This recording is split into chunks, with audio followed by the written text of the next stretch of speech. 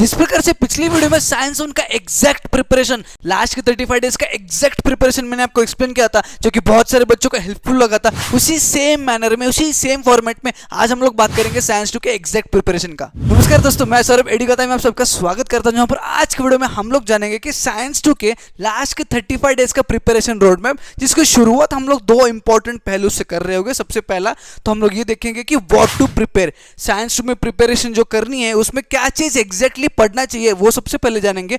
उसके बाद we will go towards कि हाउ टू प्रिपेयर, किस तरह से प्रिपरेशन हमारी होनी चाहिए। और डिस्कस अगर करें पहले पहलू की, which is what to prepare, तो इसमें हम लोग दो चीजें कर रहे होते हैं। हम लोग सबसे पहले तो पेपर फॉर्मेट को एनालाइज करते हैं, उसके बाद वेटेजेस को एनालाइज करते हैं और फिर डिसाइड करते हैं कि कौन कौन से चैप्टर्स कितने कितने हद तक हमें प्रिपेयर करने हैं। जिसमें पेपर फॉर्मेट की अगर बात करें तो सेम पेपर फॉर्मेट है जो कि साइंस वन का था, उसी फॉर्मेट में उसी तरह से 6 क्वेश्चंस पूछे जाएंगे। क्वेश्चन नंबर 1 मतलब पहला क्वेश्चन 5 MCQ 5 मार्क्स के लिए, दूसरा क्वेश्चन 5 1 मार्क्स 5 मार्क्स के लिए, तीसरे क्वेश्चन की बात करें तो 3 साइंटिफिक रीजंस पूछे जाते हैं, 2 आपको अटेम्प्ट करने हैं 4 मार्क्स के लिए। चौथे क्वेश्चन की बात करें 5 क्वेश्चंस पूछे जाएंगे, 3 आपको अटेम्प्ट करने हैं 6 मार्क्स के लिए।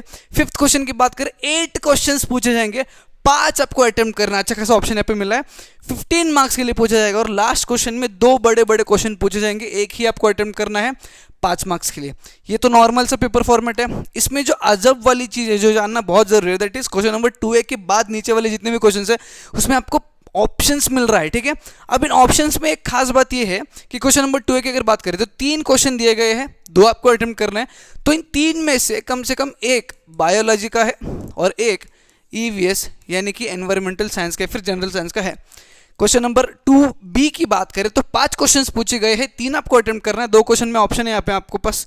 तो इन 5 में से 2 यानी कि 2 बायो के हैं एटलीस्ट और 2 एटलीस्ट EVS यानी कि जनरल साइंस के रहने वाले। क्वेश्चन नंबर 3 की बात करें तो 8 क्वेश्चंस पूछे जाएंगे, जिसमें से 4 और 4 यानी कि 4 बायो के हैं और 4 EVS यानी कि जनरल साइंस या फिर एनवायरमेंटल साइंस के हैं। क्वेश्चन नंबर 4 की बात करें तो 2 बड़े क्वेश्चन जो पूछे जाने वाले थे उसमें से एक क्वेश्चन रहेगा आपका बायोलॉजी का एंड एक क्वेश्चन रहेगा EVS यानी कि एनवायरमेंटल साइंस का। क्या आपको पता चल गया?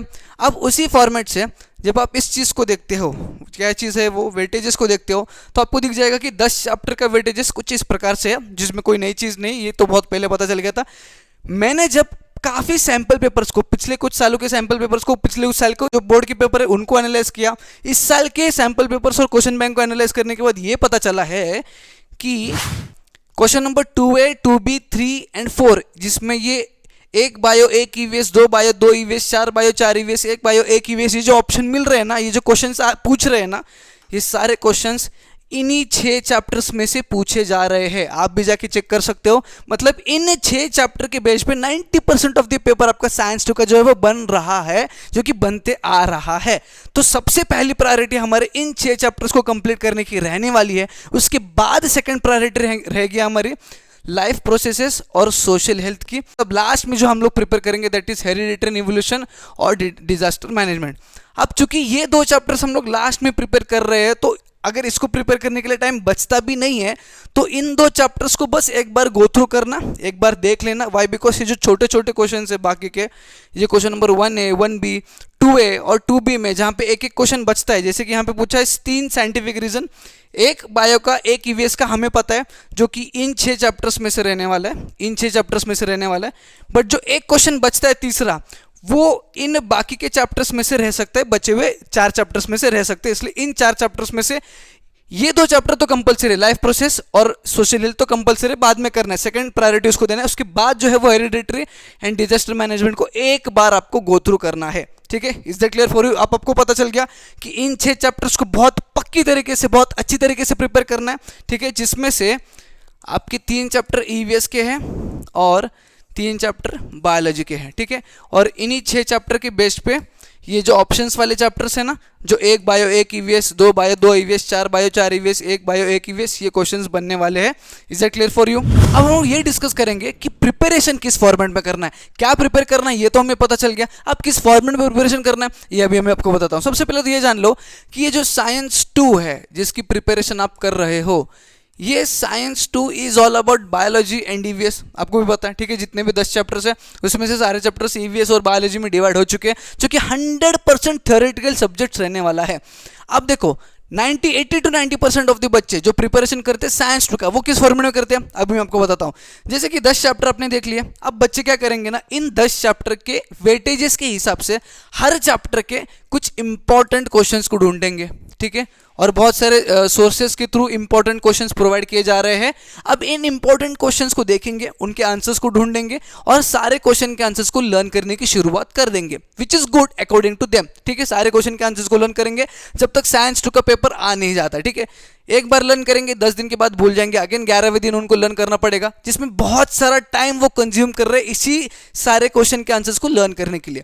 बट अगर ये जो questions important question, so called important question, फिर जो सच में इंपॉर्टेंट क्वेश्चंस है, ये क्वेश्चंस के इन टॉपिक से पूछे जा रहे हैं, उन टॉपिक्स का थोड़ा भी अगर हमारे पास आइडिया है तो ये जो चीज़ हम लोग बार बार लर्न कर रहे हैं उसको लर्न करने की ज़रूरत नहीं पड़ेगी। एक दो बार लर्न करोगे तो दिमाग में बैठ जाएगा, क्योंकि आपको उस क्वेश्चन के टॉपिक का आइडिया है। इसीलिए वो आइडिया पाने के लिए सबसे पहला स्टेप हमारा यही रहेगा कि सारे के सारे chapters, you need to read all the chapters, सारे के सारे चैप्टर्स को आपको रीड करना है। कहाँ से रीड करना है? सबसे इंपॉर्टेंट सोर्स रहेगा हमारा टेक्स्ट बुक, ठीक है। टेक्स्ट बुक से सारे चैप्टर्स को और सारे टॉपिक्स को एक बार गो थ्रू करना है, जिससे हर टॉपिक का अंदाज हमारे दिमाग में आ जाए, जिससे क्वेश्चन के आंसर्स को लर्न करने में या फिर मेमोराइज करने या फिर आंसर फॉर्म करने में मदद मिलेगी, ठीक है। दूसरी चीज़, जब टेक्स्ट बुक से सारे चैप्टर्स को पढ़ रहे होते हो तो कुछ टॉपिक्स ऐसे होते हैं जो दिमाग में बैठते ही नहीं, जो समझ में नहीं आती है, जिसको समझने के लिए आप वीडियो लेक्चर्स की मदद ले सकते हो, जिसमें बढ़िया कंसेप्ट दिया होगा, ठीक है। वीडियो लेक्चर की मदद ले सकते हो वो पर्टिकुलर टॉपिक को समझने के लिए या फिर पर्टिकुलर ग्रुप ऑफ टॉपिक को समझने के लिए। अगर वीडियो लेक्चर से डिस्ट्रैक्ट हो रहे हो तो you can go towards the notes, और बेस्ट रहेगा अगर किसी के हैंड रिटन नोट्स हो, आपके सीनियर्स के, आपके पास, आपके आस पास नेबर में कोई आपका सीनियर होगा, उसका पिछले साल के अगर नोट्स हो तो वो बढ़िया होगा, क्योंकि नोट्स के थ्रू आपको आइडिया आ सकता है। और ये नोट्स ऐसे रहने चाहिए जिसमें एक्सप्लेनेशन ईजीएस्ट वे में दिया हो, जो आपको समझ में तुरंत आ जाए। अगर आपको नोट्स नहीं मिलते हैं तो मैंने खुद क्लास 10th के महाराष्ट्र स्टेट बोर्ड के बच्चों के लिए बेस्ट हैंड रिटन नोट्स जो है वो बनाए हैं, जिसमें सारे कंसेप्ट का easiest explanation point wise format में दिया है। आप एक बार सैंपल चेक कर लो, आपको अगर पसंद आता है तो बाकी सारे चैप्टर की नोट्स आप डाउनलोड कर सकते हो। अब स्टेप 2 की बात करें, जहां पर स्टेप 1 में हमने चैप्टर्स को पढ़ा, हर एक टॉपिक का अंदाज हमारे दिमाग में आ चुका है। अब हम लोग बढ़ेंगे क्वेश्चंस की तरफ, ठीक है। क्वेश्चंस की तरफ बढ़ते समय डायरेक्टली इंपॉर्टेंट क्वेश्चंस की तरफ मत जाओ। सबसे पहले तो आपके टेक्स्ट बुक में जो क्वेश्चंस आपके हर चैप्टर के पीछे दिए गए हैं उन क्वेश्चंस पे अटैक करो, उन क्वेश्चंस को प्रिपेयर करो। हर एक टाइप ऑफ क्वेश्चन, ठीक है, एमसीक्यू हो, मैच दी फॉलोइंग हो, किसी भी प्रकार क्वेश्चन हो, टेक्स्ट बुक के अंदर जो दिया है उसको सबसे पहले प्रिपेयर करेंगे। साथ ही साथ डायग्राम्स को प्रिपेयर करना साइंस 2 में बहुत ज़्यादा जरूरी है, क्योंकि इस पर बेस्ड क्वेश्चंस पूछे जाएंगे और डायग्राम्स का अच्छा खासा वेटेज रहने वाला है साइंस 2 के पेपर में। जब ये दो चीज़ आप ढंग से कर लेते हो, कंप्लीट कर लेते हो, then you have to go towards ऐसे कुछ इंपॉर्टेंट टॉपिक्स जिसके बेस्ड पर क्वेश्चंस बनते हैं। देखो, जब मैंने पेपर को एनालाइज किया, जैसे मैंने आपको कहा, ऐसे कुछ टॉपिक्स है जिसके बेस्ड पर हर साल क्वेश्चंस पूछे जाते हैं। बस क्वेश्चन पूछने का फॉर्मेट चेंज होता है, स्टाइल अलग अलग हो जाता है, बट टॉपिक वही रहता है जिसके बेस पे क्वेश्चन पूछा जाता है। क्वेश्चन घुमा फिरा के पूछा जा सकता है, बट वो क्वेश्चन जिस टॉपिक का है वो टॉपिक सेम रहता है। अब ये सारे इंपॉर्टेंट टॉपिक्स जिसके बेस पे क्वेश्चन पूछे गए थे, अब आगे भी पूछे जाने वाले हैं, सारे इंपॉर्टेंट टॉपिक्स का PDF मैंने डिस्क्रिप्शन में दे दिया है। इन इंपॉर्टेंट टॉपिक्स को देखना है, हर चैप्टर के इंपॉर्टेंट टॉपिक्स को, और इसके बेस पे क्वेश्चंस को फाइंड आउट करना है। कहां से? नवनीत के मोस्ट लाइकली 21 से, ठीक है। ये रिसोर्स बहुत बढ़िया होगा आपके लिए। मोस्ट लाइकली 21 से इन इंपॉर्टेंट टॉपिक की बेस पे जो क्वेश्चंस है उनको फाइंड आउट करना है और उनको प्रैक्टिस करना है, which will be the best option for you. जब ये चीज प्रिपेयर कर लेते हो तो 90 to 95% of the preparation science 2 का आपका वहीं पे खत्म हो जाएगा। अब लास्ट स्टेप की बात करें, तीसरे स्टेप की, जहां पर बचा हुआ 5-10% प्रिपरेशन हमें कंप्लीट करना है। उसमें जैसे कि मैंने आपको कहा कि ये सारा क्रिटिकल सब्जेक्ट है, ठीक है। जितना ज़्यादा पढ़ते जाओगे उतना पिछला जो पार्ट पढ़ा हुआ है वो भूलते चले जाओगे। तो स्टेप 3 में, मतलब स्टेप 3 इंक्लूड्स एक छोटा सा रिवीजन और इवैल्यूएशन यानी क्या, वो भी मैं आपको बताता हूँ। समझो फॉर एग्जांपल आपने life process in living organisms part 2 को प्रिपेयर कर लिया, ठीक है। आउट ऑफ दो 6 इंपॉर्टेंट चैप्टर्स, तो थर्ड चैप्टर था आपका, वो आपने प्रिपेयर कर लिया, ठीक है।